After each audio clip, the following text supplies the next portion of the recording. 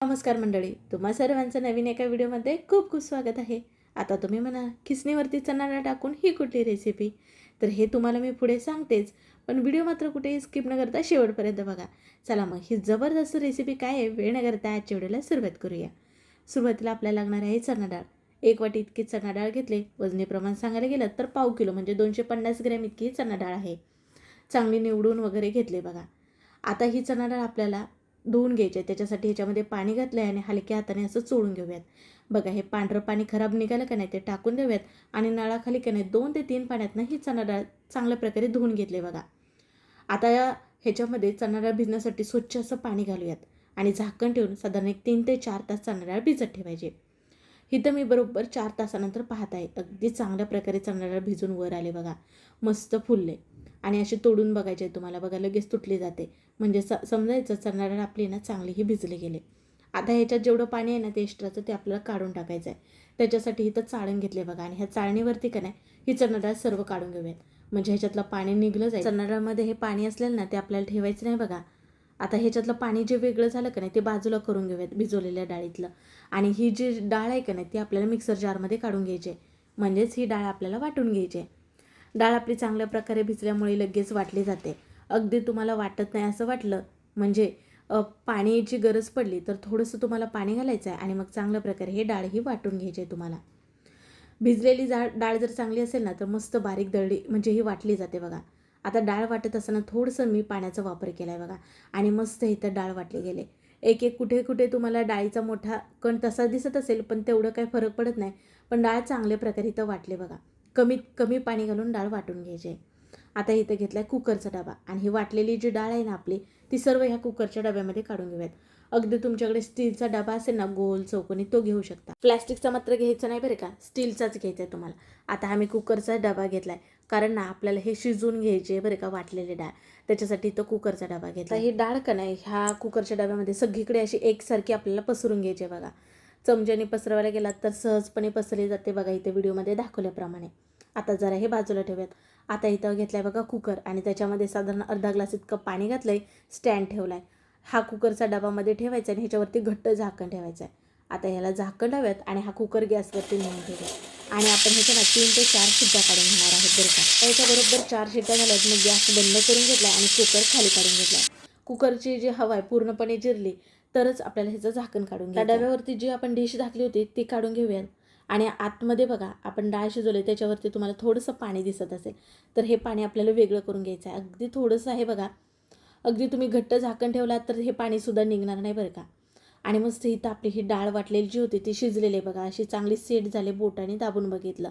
आता हे पूर्णपणे आपल्याला थंड करून घ्यायचं आहे. पूर्ण थंड झालं आहे बघा. इथं मी हात लावून दाखवलं. आता मग आपल्याला कापून घ्यायचं आहे. तर एका ह्याचे मी 4 भाग कापून घेतलेत बघा. ह्याच्या कडा सोडून घेऊयात आणि हे मोकळं करून घेऊयात. जसा केकचा किंवा पिझ्झाचा आपण कापून घेतो का नाही अगदी तसं कापून घेतलं आहे बघा. आता हे मोकळं करून घेतलं की बाजूला ठेवूयात आणि आता आपल्याला काय करायचं आहे हे खिसणीने खिसून घ्यायचं आहे. अगदी तुम्ही लहान खिसणीने खिसून घेऊ शकता, मोठ्या खिसणीने खिसून घेऊ शकता, कुठलीही खिसणी वापरलात तरी चालेल. आता तुम्ही म्हणाल मिक्सरला फिरून घेतला तर चालेल का, तर मिक्सरला ना फिरवून घेतल्यामुळे तितकीची टेस्ट छान येत नाही बरं का. त्याच्यामुळे शक्यतो करून खिसणीने हे असं खिसून घ्यायचं. हे शिजवून घेतल्यामुळे का नाही चांगल्या प्रकारे सेट झाले बघा. असं घट्ट असं होतं. त्याच्यामुळे आपल्याला हे खिसून घेण्यासाठी अगदी सोयीस्कर सोपं होतं बघा. अगदी मस्त खिसलं जाते. व्हिडिओमध्ये तुम्हाला दाखवलंच बघा. खालीसुद्धा चांगला ह्याचा खिस पडला आहे.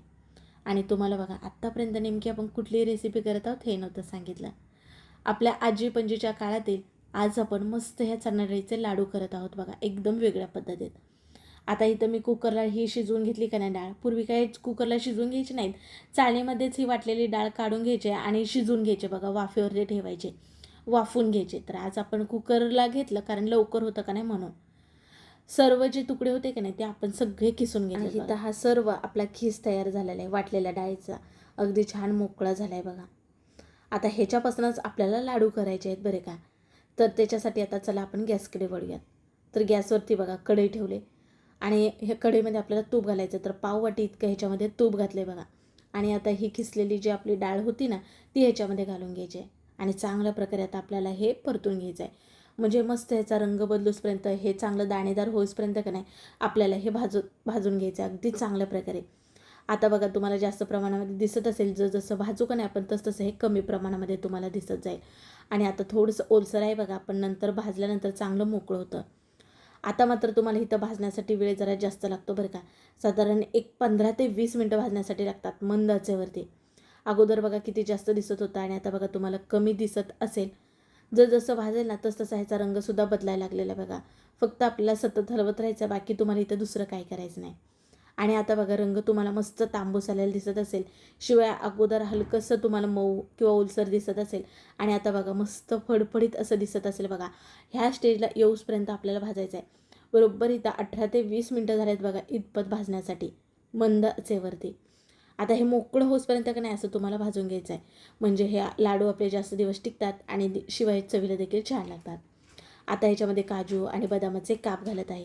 त्याचबरोबर मनुके घालत आहे. कारण हे मिश्रण आणखीन खूप गरम आहे, त्याच्यामुळे ह्याच्यामध्ये ड्रायफ्रूट मनुके आपले भाजले जातील ना, त्यामुळं घालायचे. आता इथं गॅस बंद करायचं आहे बरं का. हे असं मोकळं झाल्यानंतर सुटसुटीत किंवा मस्त सुगंध दरवळतो हे जसं भाजेल तसं. शिवाय रंग देखील छान आला आहे. मग आता इथं आपल्याला लगेच गॅस बंद करून घ्यायचा आहे आणि ही कढई ना खाली काढून घेऊयात. तर आज आपण ना पाकातले लाडू करणार आहोत बरं का. तर आता ह्या लाडूमध्ये घालण्यासाठी आपल्याला पाक करायचा आहे. तर हे मिश्रण तोपर्यंत असंच आपण खाली ठेवूयात थंड होण्यासाठी. तोपर्यंत आता आपण गॅसवरती कढई ठेवूयात पाक करण्यासाठी. तर इथं पाक करण्यासाठी बघा पाऊण वाटी इतकी साखर घेतली, कारण 1 वाटी चणा डाळ घेतली होती त्याच्यासाठी पाऊण वाटी साखर हे प्रमाण अगदी बरोबर आहे. त्याचबरोबर अर्धी वाटी इतकं पाणी घातलेलं आहे. आता ह्याचा एकतारी असा पाक करूयात. गोडाचं प्रमाण तुम्ही काय थोडंसं इकडे तिकडे करू शकता बरं का. तुम्हाला जर अति जास्त गोड आवडत असेल तर 1 वाटी साखर घेऊ शकता, ह्याच्यापेक्षा जास्त घेऊ नका. आता ह्याच्यामध्ये थोडे केसरचे धागे घातलेत म्हणजे रंग छान येईल का नाही म्हणून. आता आपल्याला ह्याचा पाक येऊसपर्यंत सतत हलवत राहायचं आहे. तसं तर ह्याच्या अगोदर मी वेगवेगळ्या प्रकारचे तुम्हाला चणा डाळ किंवा बेसनचे लाडू दाखवलेच आहेत बरं का. पण आज जरा अगदी वेगळ्या पद्धतीत लाडू करत आहोत. आता बघा आपल्याला एकतारी पाक करायचा आहे. पाक आला का नाही कसं ओळखायचं सांगू काय? एका डिशमध्ये थोडासा पाक घ्यायचा आणि दोन्ही बोटाच्यामध्ये तुम्हाला असा दाबून बघायचं आहे बघा इथे. हलकी थोडीशी तार बनली जाते, पण पाहिजे तशी चिकट तार बनली जात नाही. त्याच्यामुळे आणखीन इथं शिजवून घेतला आहे बघा पाक. आता बघा ज्यावेळेस आपण इथं डिशमध्ये पाक घातला तर तो एका ठिकाणी थांबतोय, फिरत नाही सगळीकडे बघा. आणि ज्यावेळेस दोन्ही बोटाच्या मध्ये घेते तर अगदी चांगल्या प्रकारे तार बनली जाते बघा. अगोदर हलकी तार बनत होते. मग आता पाक इथं आपला आलाय समजायचं, गॅस बंद करायचा. ह्याच्यामध्ये थोडीशीच हळद घालत आहे बघा, म्हणजे रंग छान येतो लाडूला म्हणून. अगदी तुम्ही पिवळा रंग थोडा वापरला तर चालेल, पण आपल्याकडे हळद तर असतेच, तर हळद वापरायची. पाक तयार झाल्या गॅस लगेच बंद करायचा बरं का, नाहीतर पाक पुढे जाऊन साखर तयार होते. आता काय गरम पाक जो आहे तो आपल्याला ह्याच्यामध्ये घालून घ्यायचा आहे आणि सर्वात आपण हे मिसळून घेऊयात. तुम्हाला हे पातळ दिसत असेल, पण बिलकुल नाही. आता हा पाक आहे ना छान प्रकारे ह्याच्यामध्ये ना मिसळला जातो, म्हणजेच की मुरला जातो. त्याच्यामुळे अगदी छान मऊसूत असं हे मिश्रण होतं बघा. आता याच्यामध्ये का नाही वेलची आणि जायफळ ह्याची पूड घातली बघा आणि थोडंसं चवीसाठी मीठ घातले. कुठल्याही गोडाच्या पदार्थामध्ये मीठ घातलं ना तर त्याची चव आणखीन वाढते बरं का. आणि हे सर्व चांगल्या प्रकारे मिसळून घेऊयात. आता हे तुम्हाला ओलसर वाटतं का नाही, म्हणून ह्याच्यावरती झाकण ठेवायचं आहे आणि 10 मिनटं हे मुरवत भिजत ठेवायचं आहे बघा. म्हणजे का नाही अगदी छान पाक आतपर्यंत मुरला जातो. मस्त मऊसूत दाणेदार असे आपले हे लाडू होतात. आता बघा हे थंड झालेलं आहे आणि पाक चांगल्या प्रकारे शोषून घेतला आहे बघा. पूर्णपणे पाक ह्याच्यामध्ये मुरला आहे. आता तुम्हाला कुठे ओलसर दिसत नसेल. आता ह्याचे लाडू वळून घेऊयात. आणि बघा लाडू सहजपणे वळायला येतात. मस्त इथं दाणेदार तुम्हाला लाडू दिसत असेल. शिवाय रंग देखील लाडूला बघा किती छान आलेला आहे. वर डेकोरेशन करण्यासाठी तुम्ही थोडंसं मनुकं लावू शकता किंवा पिस्त्याचे काप लावू शकता तुमच्या आवडीनुसार. आता हे लाडू मी साधे प्लेनच केलेत बघा वाटलेले डाळीचे. पूर्वी असेच हे लाडू केले जायचे बरं का आपल्या आजी पणजीच्या काळामध्ये. अगदी तुम्ही ह्याच्यामध्ये डेसिकेट कोकोनट म्हणजे नारळाचं बुरदा सहजपणे तुम्हाला कुठल्याही किराणा मालाच्या दुकानामध्ये मिळून जाईल. अगदी तोच देखील ह्याच्यामध्ये भाजून घातलात ना आणि मग लाडू वळत ना तरी देखील लाडू खायला छान मस्त लागतात बरं का. बघा जसे लाडू वळले जाते तर तसे इथे मी ठेवून घेते. अगदी शेवटचा देखील तुम्हाला लाडू वळताना दाखवते. म्हणजे ना किती परफेक्ट लाडू होतात बघा. अजिबात लाडू बिघडत नाही किंवा ह्याच्यामध्ये बिघडण्यासारखं काहीच नाही. मस्त मऊलुसरीचे दाणेदार असे आपले हे लाडू तयार होतात. आणि आपण घेतलेल्या प्रमाणामध्ये नाही का नाही साधारण 17 ते 18 इतके आपले हे लाडू तयार होतात बघा. लाडू तुम्हाला मोडून दाखवते बघा. मस्त खुसखुशीत झाले बरं का. चिवट चिकट बिलकुल होत नाही. चवीला एक नंबर लागतो. नक्की तुम्ही सुद्धा करून बघा. आता रक्षाबंधन लवकरच येत आहे. चला मग व्हिडिओ कसा वाटला नक्की कमेंटमध्ये कळवा. व्हिडिओ आवडल्यास लाईक करा. व्हिडिओ शेअर करायला विसरू नका. आणि हो नवनवीन व्हिडिओ पाहण्यासाठी चॅनलला सबस्क्राईब करा. चला पुन्हा भेटू नवीन रेसिपीमध्ये.